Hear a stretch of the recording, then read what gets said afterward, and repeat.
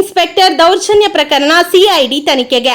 ಮಹಿಳೆಯರ ಮೇಲೆ Moodbidri police inspector ದೌರ್ಜನ್ಯ ಎಸಗಿರುವ ಆರೋಪ ಪ್ರಕರಣದ ತನಿಖೆಯನ್ನ ಸಿಐಡಿಗೆ ವಹಿಸುವಂತೆ ರಾಜ್ಯ ಪೊಲೀಸ್ ಮಹಾನಿರ್ದೇಶಕರಿಗೆ ಸೂಚನೆ ನೀಡಿದ್ದೇನೆ ಎಂದು ಗೃಹ ಸಚಿವ ಡಾಕ್ಟರ್ ಜಿ ಪರಮೇಶ್ವರ್ ಅವರು ತಿಳಿಸಿದರು.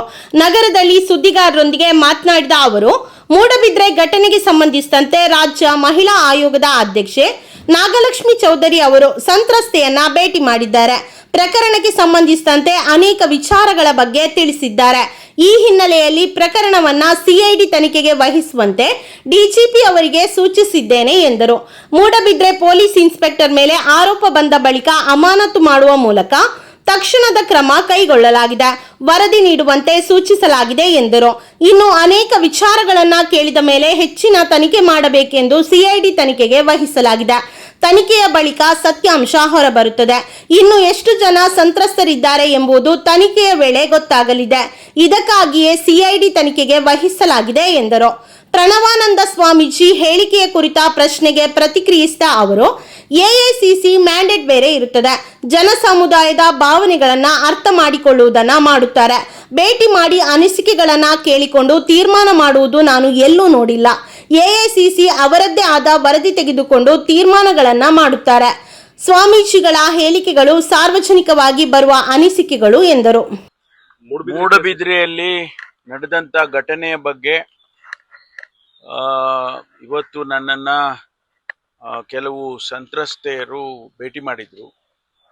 ಅವರು ಮತ್ತು ನಮ್ಮ ವುಮೆನ್ ಕಮಿಷನ್ ಅಧ್ಯಕ್ಷರು, ಚೇರ್ಮನ್, ಅವರ ಜೊತೆಯಲ್ಲಿ ಅವರೆಲ್ಲ ಭೇಟಿ ಮಾಡಿದರು. ಅವರ ಏನು ನಡೆದಂಥ ಘಟನೆಗಳನ್ನು ಅವರೆಲ್ಲ ನನಗೆ ತಿಳಿಸಿದ್ದಾರೆ. ಇದನ್ನೇ ಆಧಾರವಾಗಿಟ್ಟುಕೊಂಡು ಈಗಾಗಲೇ ನಾವು ಆ ಇನ್ಸ್ಪೆಕ್ಟರನ್ನು ಸಸ್ಪೆಂಡ್ ಮಾಡಿದ್ದೇವೆ. ಸಸ್ಪೆಂಡ್ ಮಾಡಿ ವರದಿಯನ್ನು ಕೊಡಬೇಕು ಸರ್ಕಾರಕ್ಕೆ ಅಂತೇಳಿ ನಾನು ಕೇಳಿದ್ದೇನೆ. ಆದರೆ ಇವತ್ತು ಅವರ ಅನೇಕ ಇನ್ಸಿಡೆಂಟ್ಗಳೇನು ಅವರು ಹೇಳಿದ್ದಾರೆ, ಅದರ ಆಧಾರದ ಮೇಲೆ ಇದನ್ನು ಸಿಐಡಿಯಿಂದ ತನಿಖೆ ಮಾಡಿಸ್ಬೇಕು ಅಂತ ಹೇಳಿ ನಾನು ಈಗಾಗಲೇ ಸೂಚನೆಯನ್ನು ನಮ್ಮ DGP IGP ಅವರಿಗೆ ಕೊಟ್ಟಿದ್ದೇನೆ. ಅದನ್ನು ಸಿಐಡಿಯಿಂದ ತನಿಖೆ ಮಾಡಿಸ್ತೇವೆ. ಇನ್ಸ್ಪೆಕ್ಟರ್ನ ಪ್ರೊಟೆಕ್ಟ್ ಮಾಡೋ ಕೆಲಸ ಏನಾದರೂ ಅಲ್ಲಿನ ಕಮಿಷನರ್ ಮಾಡ್ತಿರೋ ಅಂತ ಅನುಮಾನ. ಯಾಕೆಂದ್ರೆ ಈಗ ನೀವು ಕೂಡ ಡೈರೆಕ್ಟ್ ಮಾಡಿದ್ರಿ, ಮಹಿಳಾ ಆಯೋಗ ಕೂಡ ಪತ್ರ ಬರ್ತಿದ್ರು, ಆಕ್ಷನ್ ಆತನ ವಿರುದ್ಧ ಆಗಿಲ್ಲ. ಇಲ್ಲ, ಸಸ್ಪೆಂಡ್ ಮಾಡಿದಾರಲ್ಲ, ಸಸ್ಪೆಂಡ್ ಮಾಡಿರೋದೇ ಇಮಿಡಿಯೇಟ್ ಆಗಿ ಮಾಡಿರೋದೇ ಆಕ್ಷನ್.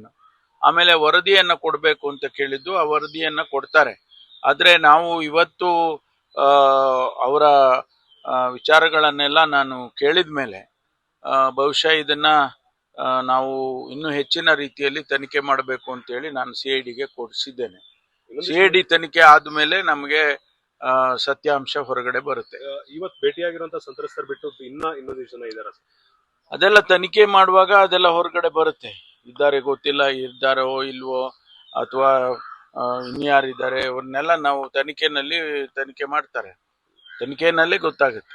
ಅದಕ್ಕೆ ಸಿಐಡಿ ತನಿಖೆಗೆ ಆದೇಶ ಮಾಡಿದೆ. ಪೊಲಿಟಿಕಲ್ ಈಗ ಪ್ರಣವಾನಂದ ಸ್ವಾಮೀಜಿ DK ಶಿವಕುಮಾರ್ ಅವ್ರ ಮನೆ ಹತ್ರ ಹೇಳ್ತಿರೋಂಥದ್ದು, ಎಐಸಿಸಿ ನಾಯಕರನ್ನ ನಾನು ಕೂಡ ಮನವಿ ಮಾಡ್ತೇನೆ, ವಿ ಡಿಮಾಂಡ್ DK ಅವ್ರನ್ನ CM ಮಾಡ್ಬೇಕು ಅಂತ. ಇಲ್ಲಿಗೆ ಕಾವಿ ತೊಟ್ಟಿರುವಂತ ಒಬ್ಬ ಸ್ವಾಮೀಜಿ ಕೂಡ ಎಐಸಿಸಿನ ನಾನು ಒತ್ತಡ ಹೇರ್ತೇನೆ ಅಂತ ಹೇಳುವಂಥದ್ದು ಎಷ್ಟರ ಮಟ್ಟಿಗೆ ಸೂಕ್ತ? ಆಮೇಲೆ ಎಐಸಿಸಿ ಅಷ್ಟು ಅವೈಲಬಲ್ ಆಗುತ್ತೆ ಇಂಥ ಬೇಡಿಕೆಗಳಿಗೆ ಅಂತ?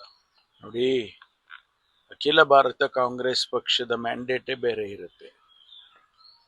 ಜನಸಮುದಾಯದ ಭಾವನೆಗಳನ್ನ ಅರ್ಥ ಮಾಡ್ಕೊಳ್ಳೋದು ಕೂಡ ಅವ್ರಿಗೆ ಮಾಡ್ತಾರೆ. ಇಂಥದ್ದೆಲ್ಲ ಅವರನ್ನ ಭೇಟಿ ಮಾಡಿ ಹೇಳಿ ಅವ್ರ ಅನಿಸಿಕೆಗಳನ್ನ ಕೇಳಿಕೊಂಡು ಅವ್ರು ಮಾಡ್ತಕ್ಕಂಥದ್ದು ನಾನಂತೂ ಎಲ್ಲೂ ನೋಡಲಿಲ್ಲ. ಆದರೆ ಅವ್ರದ್ದೇ ಆದಂಥ ತೀರ್ಮಾನಗಳು ಇರುತ್ತೆ. ಎಐಸಿಸಿನವರು ಅವ್ರದ್ದೇ ಆದಂಥ ವರದಿಗಳನ್ನು ತಗೊಳ್ತಾರೆ, ಆ ನಂತರ ತೀರ್ಮಾನಗಳನ್ನು ಮಾಡ್ತಾರೆ. ಅಥವಾ ಸ್ವಾಮೀಜಿಗಳು ಭಾಳ ಜನ ಹೇಳಿದ್ದಾರೆ, ಈಗಾಗಲೇ ಭಾಳ ಜನ DK ಶಿವಕುಮಾರ್ ಅವರು ಆಗಬೇಕು ಅಂತ ಕೂಡ ಹೇಳಿದ್ದಾರೆ. ಬೇರೆ ಬೇರೆ ಸ್ವಾಮೀಜಿಗಳು ಬೇರೆ ಬೇರೆ ರೀತಿಯಲ್ಲಿ ಹೇಳಿದ್ದಾರೆ. ಅದೆಲ್ಲ ನಮ್ಮ ಸಾರ್ವಜನಿಕವಾಗಿ ಬರ್ತಕ್ಕಂಥ ಅಭಿಪ್ರಾಯಗಳು. DK ಅವರು CM ಆಗಬೇಕು ಅಂತ ಯಾರು ಕೇಳ್ಕೊಂಡಿದ್ರು, ಆ ಸ್ವಾಮೀಜಿಗಳಿಗೆ ಬಜೆಟ್ ನಲ್ಲಿ ನ್ಯಾಯ ಒದಗಿಸಿಲ್ಲ ಅಂತ ಆರೋಪ ಮಾಡಿರ್ತಾರೆ ಪ್ರಣವಾನಂದ ಅವರಲ್ಲಿ. ಅದ್ರ ಬಗ್ಗೆ ನನಗೆ ಹೆಚ್ಚು ಮಾಹಿತಿ ಇಲ್ಲ.